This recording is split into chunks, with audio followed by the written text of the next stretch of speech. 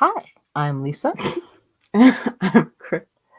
and this is AKS Knits and Crochets number 50. Can you believe it? Are you sure? Yeah, Okay. yeah.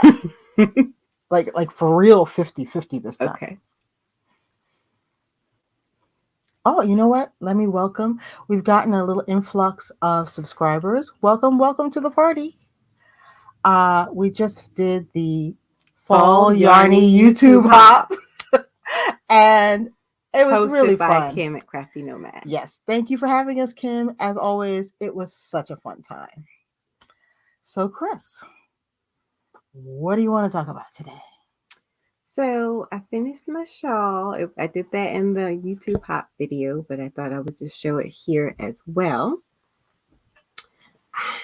I love it. I really love how it came out. So. Oh, we still have the picture, and if Oh, you you want us do? to show the picture. Yeah. So, well, this is her in person. Ah. And see, she's got these long tails. There's a picture. Yeah, show the picture. That's just better. It's called Primera.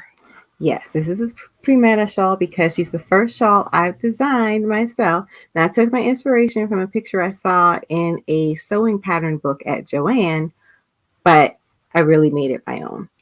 The mohair, I honestly think, was a stroke of genius because these tails are so light. I honestly want to go stand outside in the wind. We'll take pictures just so I can watch it. You know what? I feel like, I should be playing that song, Take My Breath Away. Yes. Absolutely. But I gave her like kind of a little neckline too. Yeah, but I gave her a little bit of a neckline, and this side I kind of like gathered, so I get like this diagonal swoop from it. Oh, and you did the bow. Yeah, so I did this bow, and initially it was all like curled up like a little tube, but Lisa straightened her out for me. And I think I'm going to make the bow so that it's detachable, and then when I want to, I will just wear it at the top of the split, like so. See, I thought you were going to wear it up here on top of the gather. No, because I don't know. I feel like it starts the tails in a nice way. Got it. But basically, I added some mohair stripes so that when I switched yarns, it would make a little bit more sense because I didn't want to have just like 3 huge color blocks. Right. So, and then it just worked out. I did not plan this, but it just worked out that the part that I stitched together for the shoulder seam was right where the stripes were. Yeah, no, I didn't do that on purpose. Wow. But it just, I don't know, it makes those stripes a really nice design feature now. But she's cute, she's cozy, she's comfortable. I absolutely love it. She's a yarn eater though, because I had 200 grams of the wool in acrylic and I was left with 18 grams. And I had 150 grams mohair, 625 gram balls, and I had 4 grams of mohair left. Whoa. So yeah, she's over 300 grams of yarn. But totally worth it. And I love her. And that is my shawl. That's my first fall make. I know it feels kind of great to have something finished just for the new season and you're ready to wear it. And I like this color palette because I feel like, when people think fall, it's orange, it's yellow, it's brown, it's red. I feel like this is it feels like fall to me with these particular shades of blue, but I feel like it's kind of a sophisticated fall palette. Yes, I must agree. I like that very much. And I think she's going to look great dressed up. I think she's going to look great with jeans.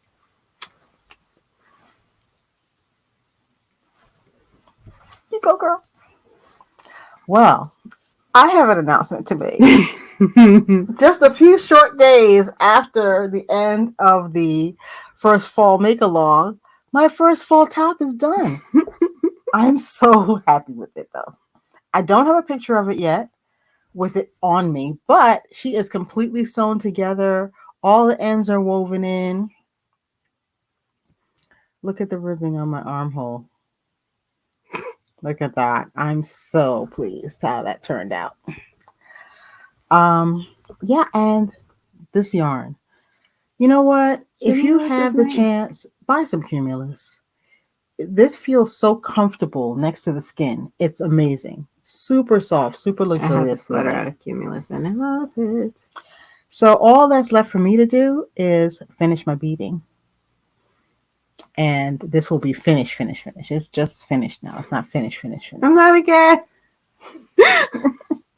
Saying it more than once shouldn't change the meaning. It does, though. I left my lifelines in. Now, somebody did ask, what a lifeline is. A lifeline is just some thin, I like to use crochet cotton, any kind of thin, smooth thread that you weave through one particular row so that should you have to do a mass rip out, all the stitches will be caught. Because especially in lace patterns like this, sometimes it's hard to pick up all the stitches you need. I don't want to do a craft that requires a lifeline. Oh. That sounds very pish tosh. But I'm also using them as a grid for sewing on my beads. So hopefully by next week, all of my beads will be sewn on. Matter of fact, I was about to start sewing them, and Cryss was like, do you remember we have to do something?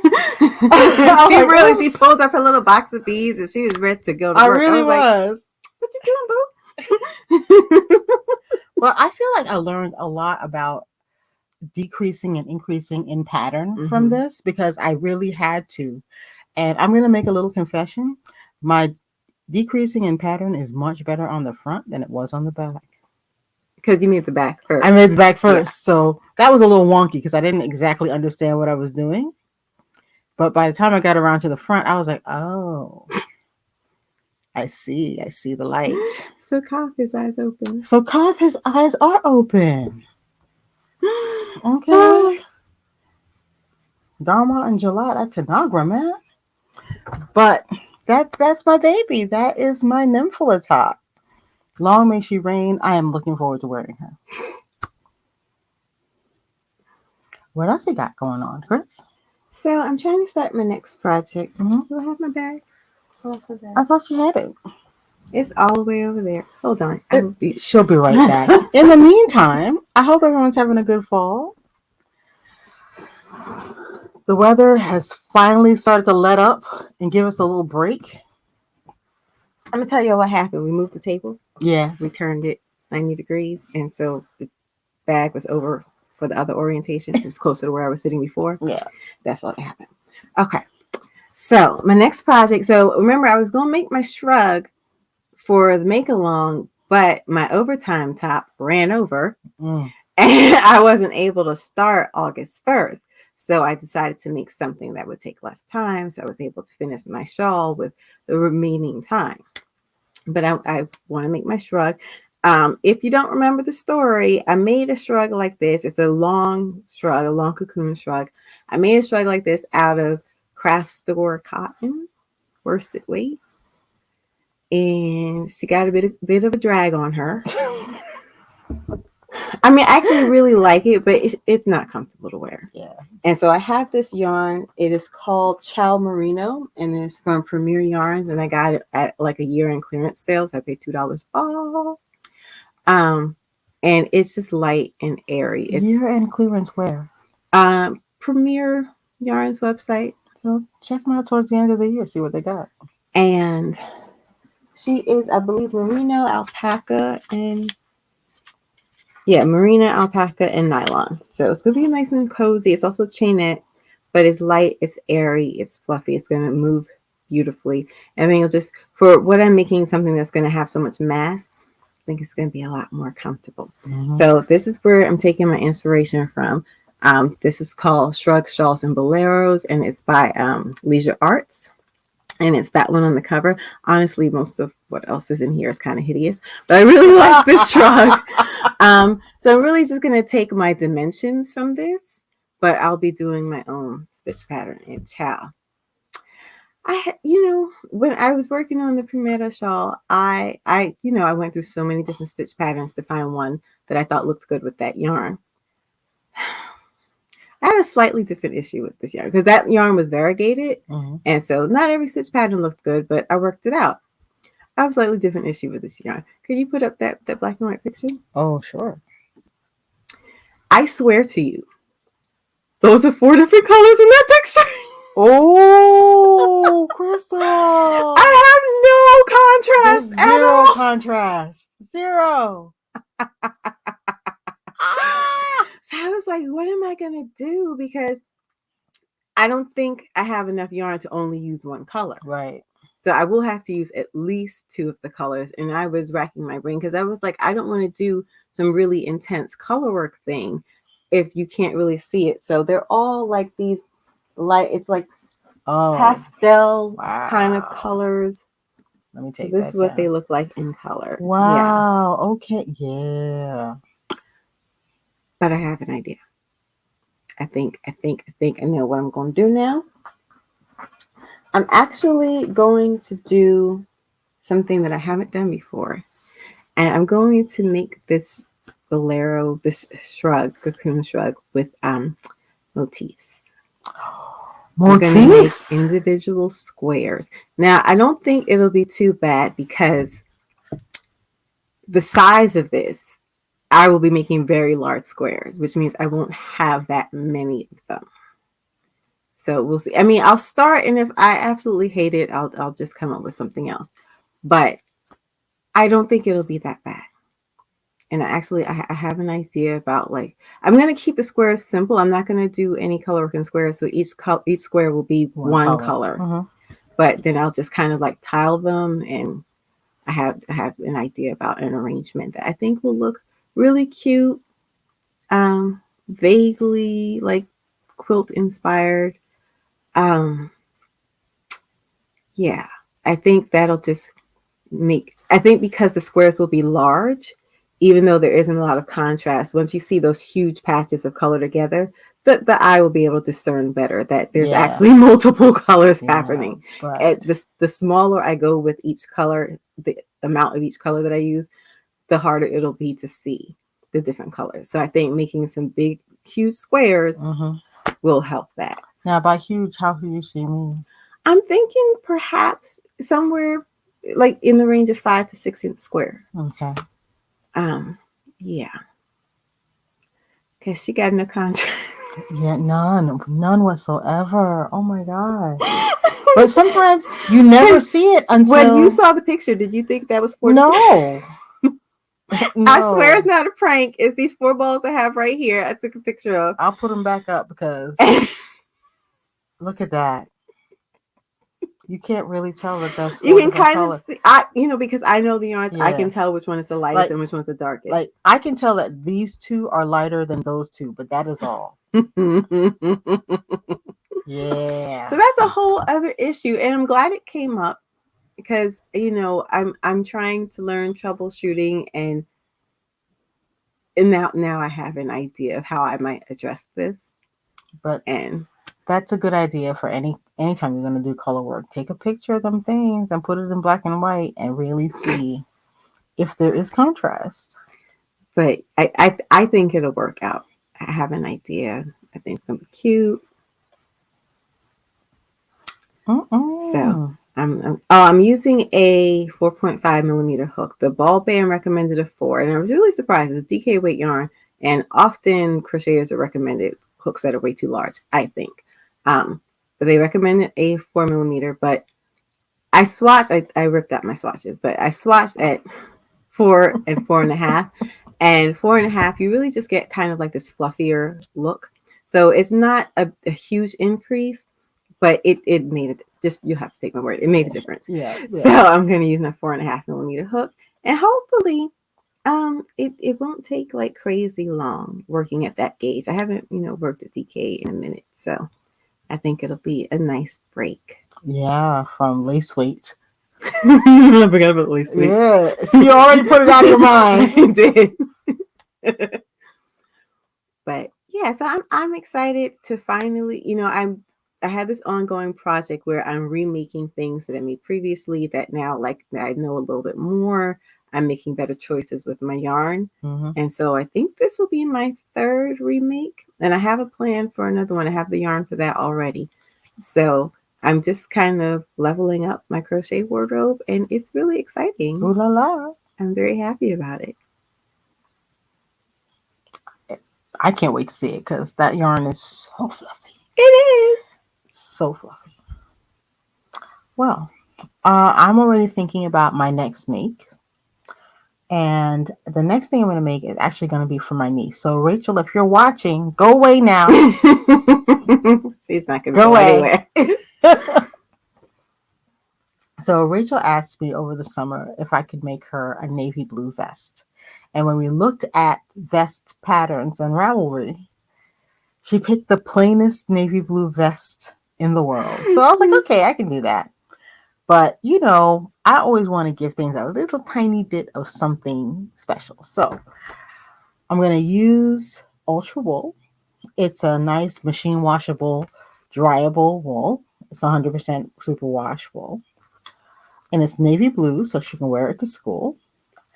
But I was thinking, I have these beautiful wooden buttons because I'm a bit of a button collector. So if I see buttons that I like in the clearance bin, I will always grab them. So I can't tell you how long I've had these buttons.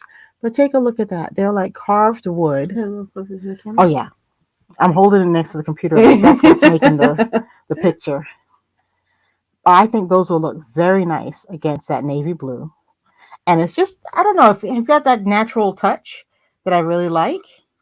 And these buttons cost me $1.97 per card. So I think they're a great buy. So that's going to be Rachel's vest.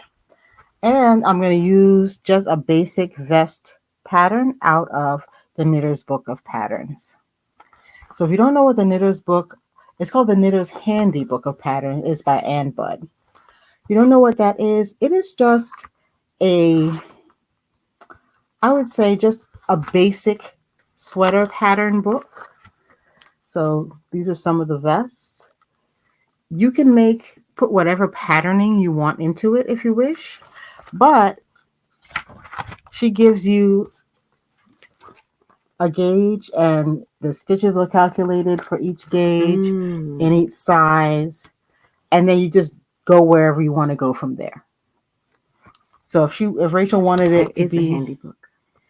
If Rachel wanted it to be much fancier, I could make it fancier. But she wants a basic vest, so that's what I will be doing. She don't do a lot of frou-frou. No. There are schematics.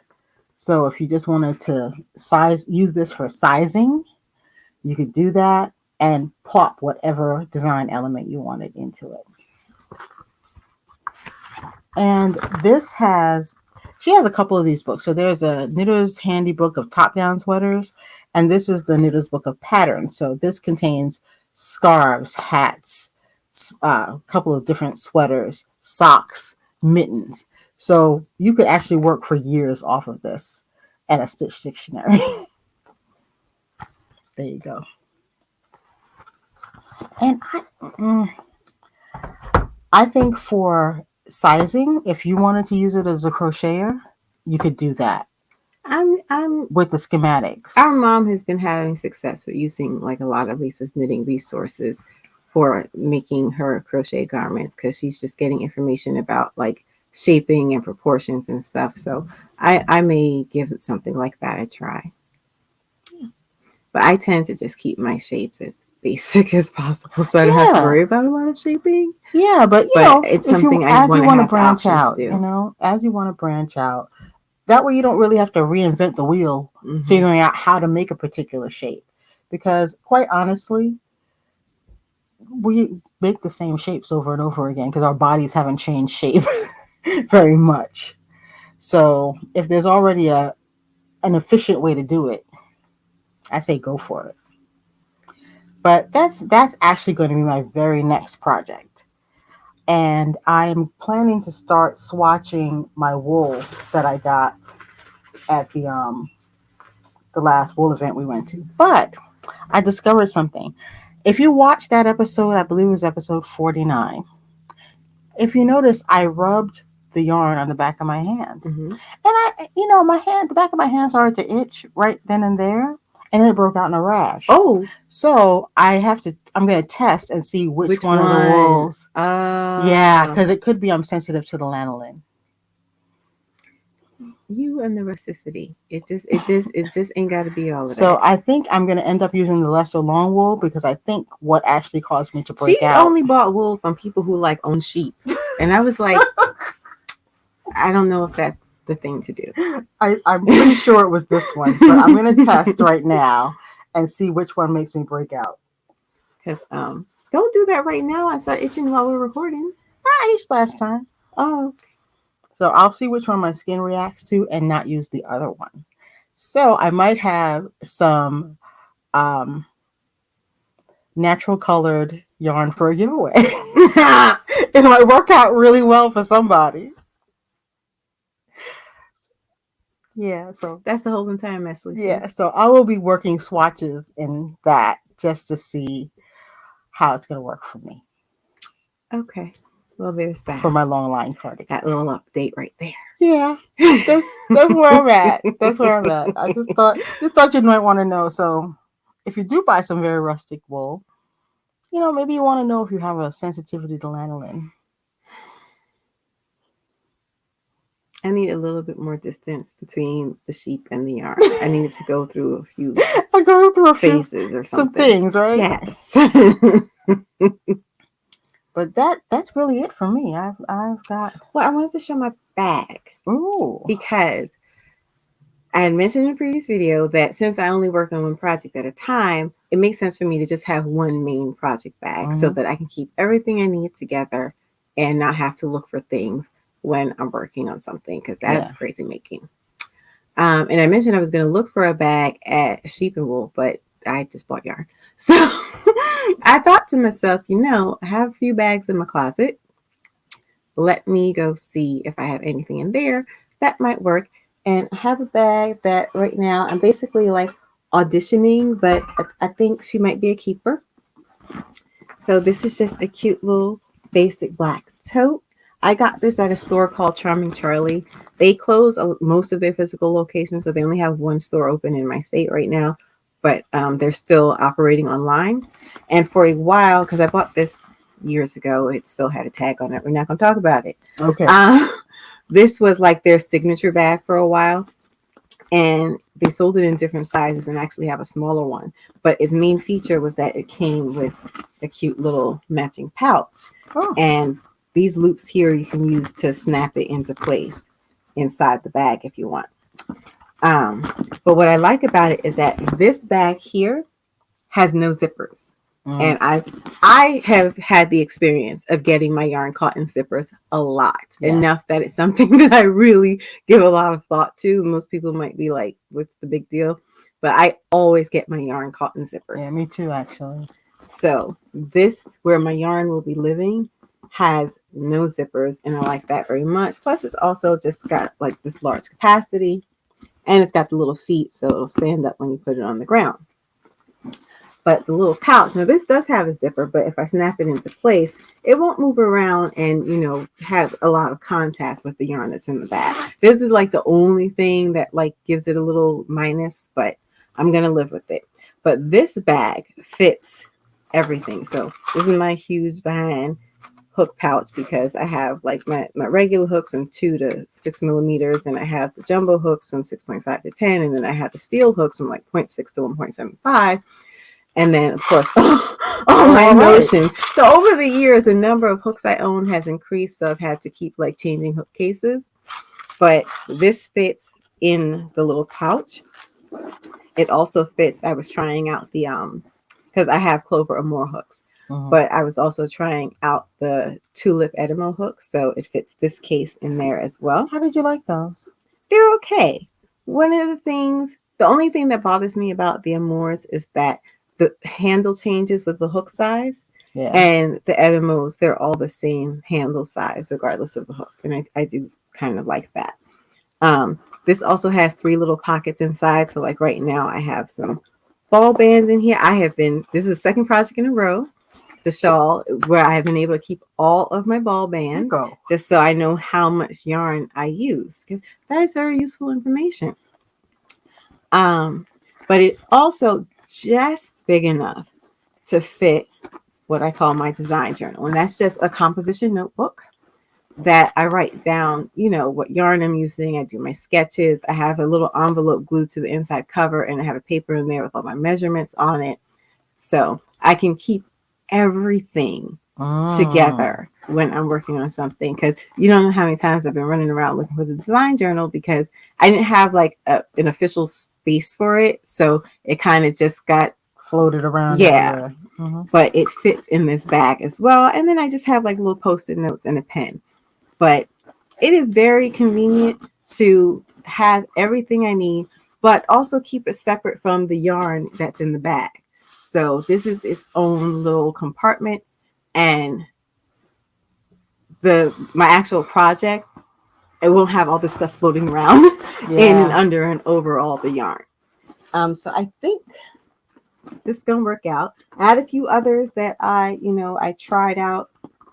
All of the other ones, though, they did have like that small internal zipper pocket, and that was kind of a deal breaker for me, just because, like I said, I always get my yarn caught in zippers, always.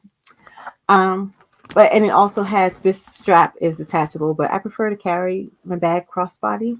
But it also has like the short handles, so I think I have like the project bag. The project bag. Now, just because, like I said, I still have a tag on it. I maybe had a little paper stuff inside too because I hadn't used it. Don't judge me. Yeah. But I know that originally I checked Charming Charlie's website. They actually don't sell this bag anymore, but they do have some nice large size totes if you want to check them out. This bag was originally $40. It was marked down to I think 22 or 23, but the price tag had a little pink dot on it, and that little pink dot meant that they took something off of that lowest price. So I don't remember how much I paid, but it was probably less than $20. Nice.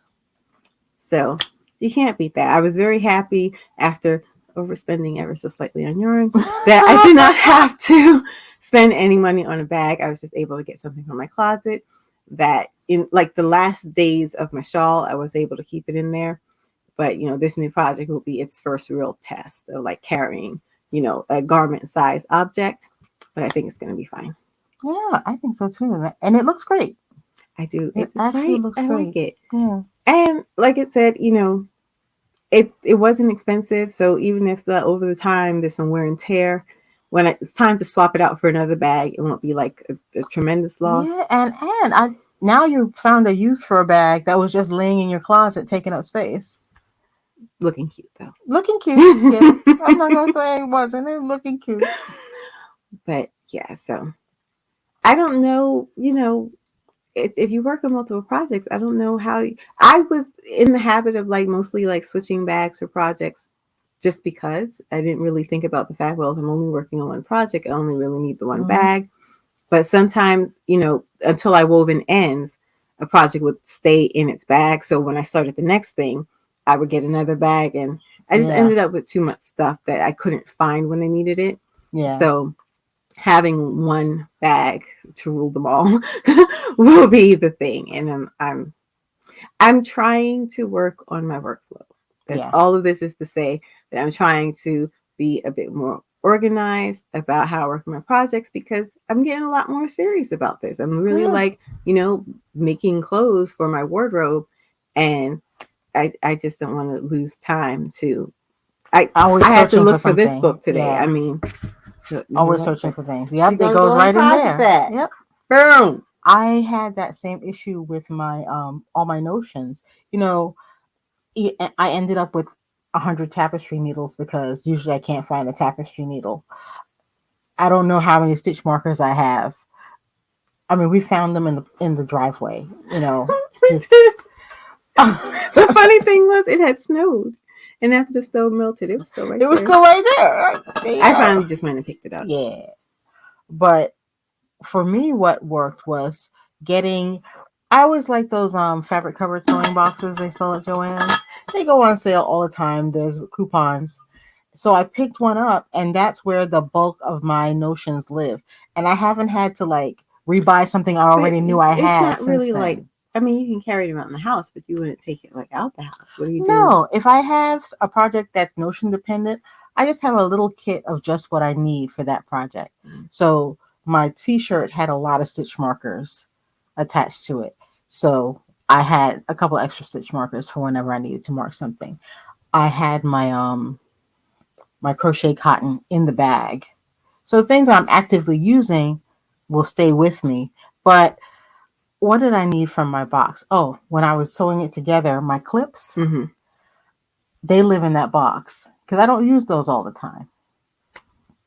So I was able to just go and it was amazing. I just went, got my box, and there were my clips. Look at that. There's something to be said for being ever so slightly more organized, but it just doesn't come naturally. It doesn't. And it's funny. It's like our branch of the family. Yeah. My mom has 4 brothers, and they're so freaking neat. It's annoying.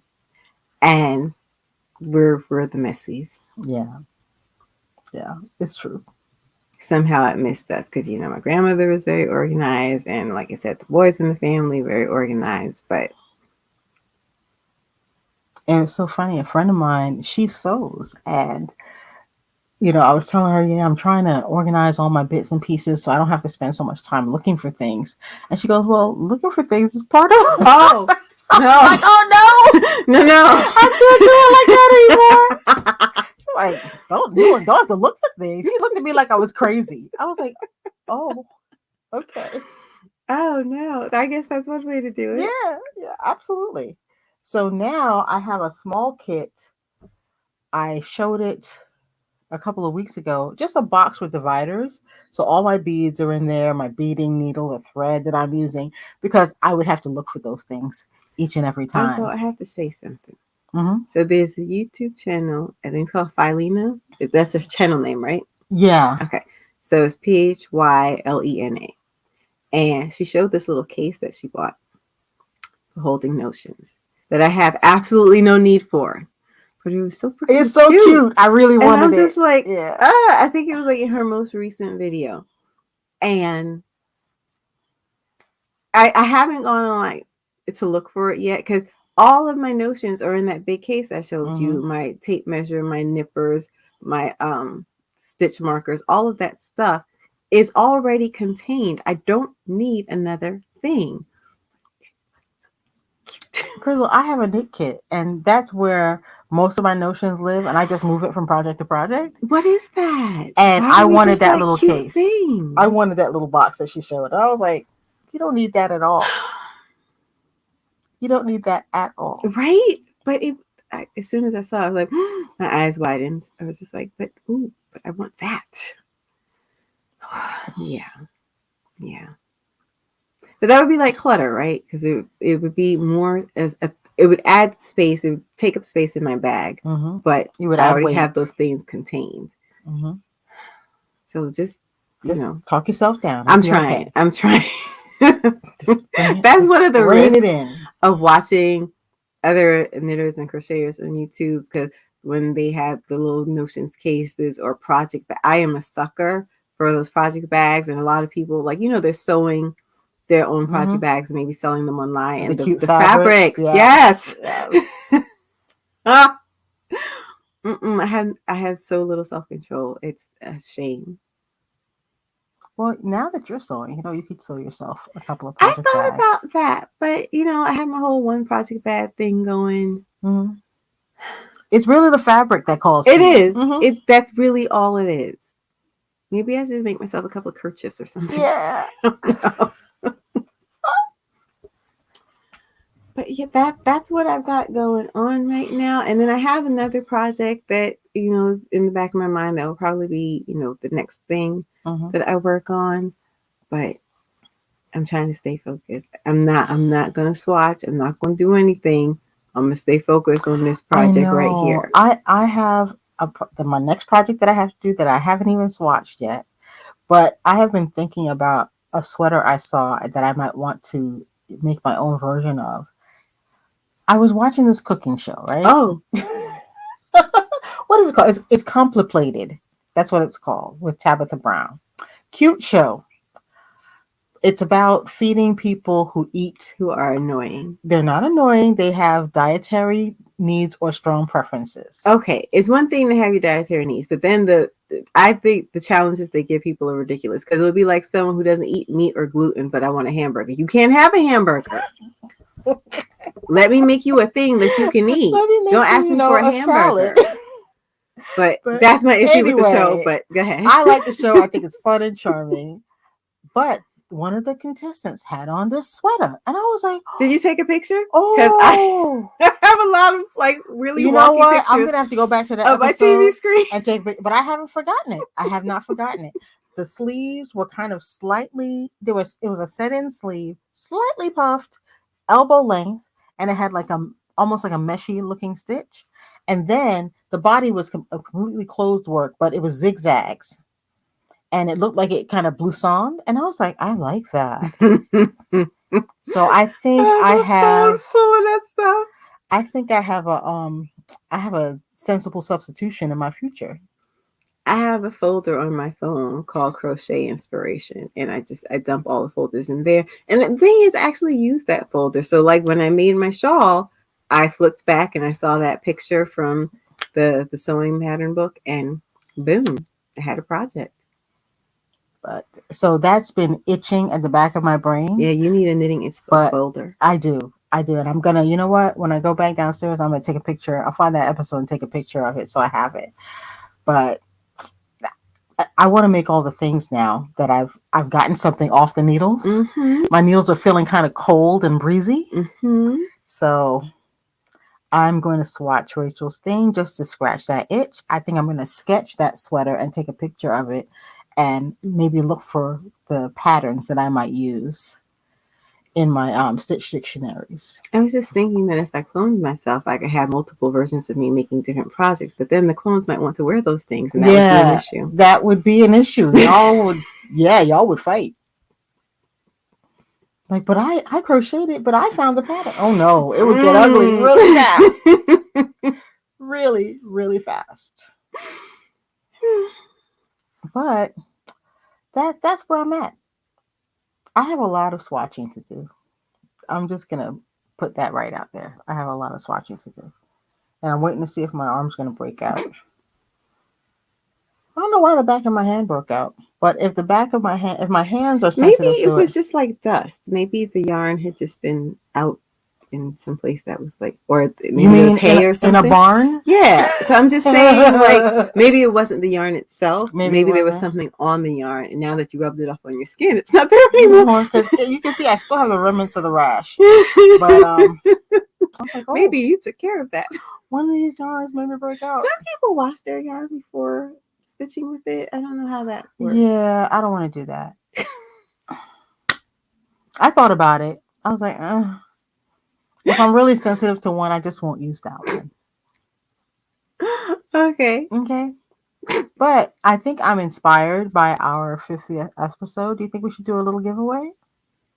Oh, I think we should have planned that ahead of time. Yeah. But we'll do a giveaway at some point. Okay. Yeah. We're not just going to decide here on the spot because it takes a little working. Oh, yeah. Okay. She's very spontaneous. And y'all, sometimes you just got to rein it in. Except in my knitting. It's just a little bit. Except in my knitting. Everything in my knitting is very planned. So what's going on the Twitter streets? Ooh. I did see something on Twitter. Oh, before we get to that, I need to let you guys know I'm going to be teaching at Vogue Knitting in February. I have 2 classes up and registration is open now. So they sold out all the VIP spots. Sorry if you wanted a VIP spot, they're gone. But there are still some other spots left. I will be teaching how to work a pattern and how to bind off loosely like a pro. Because my favorite instruction in any knitting pattern is bind off loosely. They don't even say good luck. It's like bind off loosely. How? So I'll be teaching 3 different bind offs you can do that will all be loose.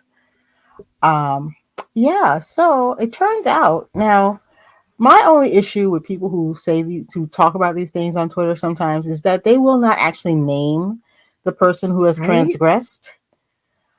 But there is some chatter on Twitter right now that there's some designer who is charging people to partake in her knit-along.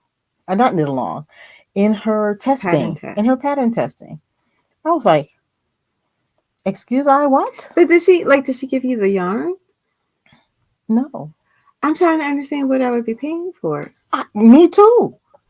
Is she charging them the price of the pattern? Like, how much is she charging?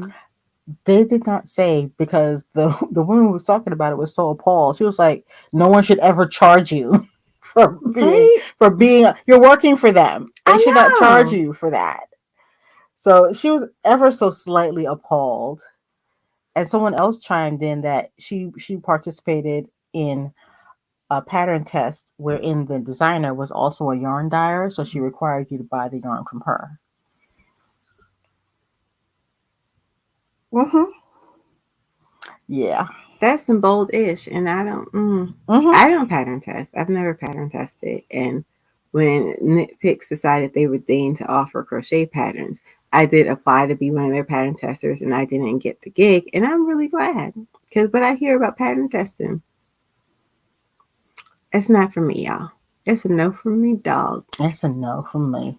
So that isn't that basically like a service you're providing this designer for free? I think so.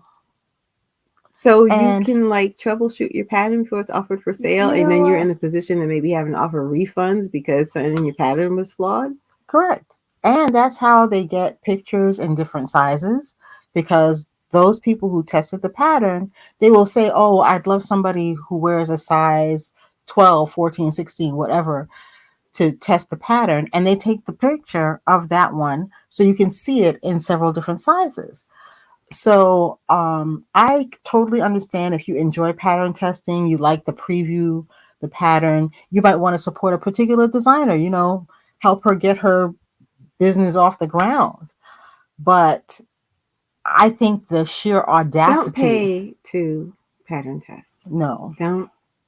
No. And personally, there are a couple of designers that actually either, not everybody can't do this, because a lot of designers, it's a one-woman shop, and she cannot afford really to pay someone or even buy the yarn for you. But some of them are hooking up with larger companies, and if you buy the yarn from them, you might get a discounted price. A couple of people actually pay their pattern testers, and some people, not only do you get a free copy of that pattern when it comes out, pick another pattern. You can pick another pattern of theirs that you can have for free in exchange for the time and energy you spent working on their untested and not quite ready for prime time pattern, which I think is fair, because this is something you volunteered to do. It wasn't like, they went and saw you with your knitting out in the street and impressed you onto a chain gang to knit for them. But to have the audacity to try to charge someone, I don't even get it. And even if you're charging by way of requiring them to buy the yarn from you, that's ridiculous too. Because you're getting the labor for free. I want to know if anyone paid, though. I want to know if anyone signed up for you this and me said, both. Okay, sure, here's my money, because that wouldn't be me. Okay? No. That would be me. I mean, and the time that goes into making a thing, and you're already not being compensated for that, but then you're going to pay someone else? I mean, I started my t-shirt on August 1st, and I didn't actually finish sewing it together till last night. And you still got beading to do. I do. The beading was extra, though. I added the beading myself. That was a design element that I liked. Oh, and I'm going to be sewing in some ribbon on the inside. You're always making it extra. I know, but you know how on a commercial sweater you get those ribbons that support the weight when you hang it up? I'm just putting a couple of those in there because it is actually a little bit weighty. That way it won't get dragged out of shape. That way it won't get so dragged out of shape. Did we talk about the crocheters who don't like crochet? Oh, no. Yeah. I'm trying not to spend too much time on these Reddit forums because I always leave mad. Except for Hobby Drama. That one was good. But on the crochet forum, somebody posted that she was asking, is there anyone else who really hates crochet but just does it anyway to have something to do with their hands? And a lot of people chimed in basically, yes. And I'm confused. So let's ask the question. Are there any crocheters or knitters for that matter who don't really like doing it but do it anyway? She said that she thinks crochet is just ugly, that the stitches are too big, and she thinks like literally every crochet item in the world apparently is ugly. But I found it interesting that she didn't draw any connection between hating crochet and not developing her skills enough to make things that she doesn't find ugly. Because maybe if she put in a little bit more effort, she could make things that she found more pleasing. But that comment she said about the stitches being too big, ever consider not using worsted? I mean, it's not even a matter of gaining skill. You can change your materials. What's going on out there, y'all?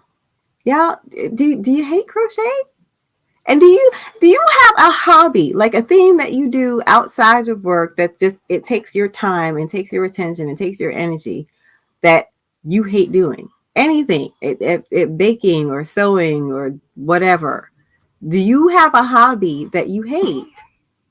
Is that a thing? I need to know. I have a very small worldview. I need to know. Hate crafting. Yes. I need to know if that's going on out there. One person chimed in like, oh, I think this is an odd thing to post on a crochet forum. But, I'm like, why do you do this thing that you hate? And then you continue apparently to do it not that well. But you not only spends time on it, but then you come to this well of crocheters and tell them, yeah, I hate what y'all do. Yeah. But a lot of people were saying that it's just a thing to do with their hands. This one woman said, yeah, I make all these crochet blankets and have them hanging around. And if someone says, oh, that's nice, I'm like, do you want one? Apparently she just wants to get rid of them. And I'm just like, a blanket especially, that's a lot of time. And you don't like it? What is that? What motivates someone to do that? Because I'm legit confused. I love every minute of my stitching. I do. Lisa, makes fun of me because I say things like sleep is the enemy, because I want to just kind of always be stitching. I want to always be crocheting. And I can't see myself putting in overtime top. I told y'all 60 man hours. Mm-hmm. Who's doing that if they hate the process and they hate the result? Somebody said that they thought of crochet as basically a fidget spinner, but sometimes you make a thing. But you know what? I think our approach is different. I'm like, don't let me catch you in the street, chick. But no, I don't understand. Yeah. I think our approach is different though, because we're making actual garments that we intend to wear. But make whatever you like. Yeah. If it's garments, if it's blankets, if it's amigurumi, if it's accessories, make a thing that you like. Yeah. I don't understand not liking the results. Yeah. But that's really like how you spend your time. And then you come on this forum and tell people about their crochet ugly. And I'm like, sweetheart, you're lucky this is internet. Because I know my crochet is not ugly. So speak for yourself. It's like I'm kind of used to hearing crap like that from knitters. I did not expect it from crocheters. I really didn't. I was just like, from my own. It was like the hate was coming from inside the house. What is that? It was. I was surprised by that. I didn't get that one. I didn't get that one at all. Thoughts, opinions, rants, whatever y'all got. I need some feedback. I need to hear other perspectives on this because I am truly at a loss. Those of you who crochet, do you hate it? Do you not like what you do? And if you don't, why continue? I mean, there's cross stitch, there's pottery. It's diamond art painting. I may be like developing a slight fetish for the diamond art painting videos on YouTube. They have these little plastic things. Pieces, yeah. It's like little confetti, bits. but smaller. And they make a picture with it, like one at a time. And these things, it's like thousands of these little bits, and they make large canvases with it. And it's a thing I can't understand, but I kind of can't look away.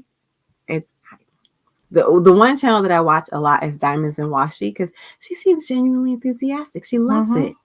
Mm-hmm. So I admit I'll watch her whip and chat. Even though I don't get it. Yeah. And these things are not cheap.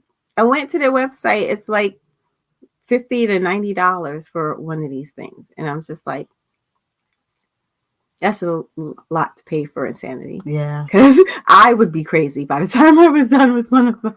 Imagine the pieces. Now, I was at the craft store, I think last week, and I saw one of these sets. And I knew the pieces were small intellectually, but when I saw them, I was completely conflummoxed. So itty bitty. They're smaller than a grain of rice uncooked. They're not smaller. I would say probably the same, a similar mass. Yeah, but in diameter, they're actually smaller. They're rice. petite. They're petite. I'd be completely just crazy by the time. But the thing is, this lady that I watch, her name is something Kim or Katie or something that starts with a K, I think. But she really enjoys it. And I'm just like, you know what? Her enthusiasm is infectious. So I like her videos, even though I never want to do a diamond painting. But so I know that's not how I would want to spend my time. So I don't. I'm not hating on her for doing it, but that's not for me. Why are you like, I want to just be clear that in the post, the woman actually used the word hate. She didn't say dislike or not crazy about. She said HATE. She hates crochet. Why are we doing this? What's going on? So like I said, I need to hear some other views on this. I'm not looking for people to agree with me. I'm really trying to like get perspectives, because I'm confused. So please in the comments, help me out here. Yeah, I got to spend a little less time. I try not to go on the Reddit forums more than once a week, because like I said, I always leave mad. But if you do like, what is it called? Hobby drama? Hobby drama. The pieces are so well written. I learned a lot of stuff about the Morbius movie. So funny. Yeah, I do recommend hobby drama. And it's all different hobbies. Yeah, any hobby. There was one about scuba diving. Fascinating. There was one about Dungeons and Dragons. Ciao. And the guys who invented Slender Man, apparently they all went their separate ways. Things ended badly. Yeah. So there you go. Hobby drama. If you have time to do a little reading. But yeah, I think that's what's been going on this week. Well, we will catch up with you guys next week. In the meantime, happy crafting. We're going to be happily crafting. Have a good week, everybody. Stay stitching.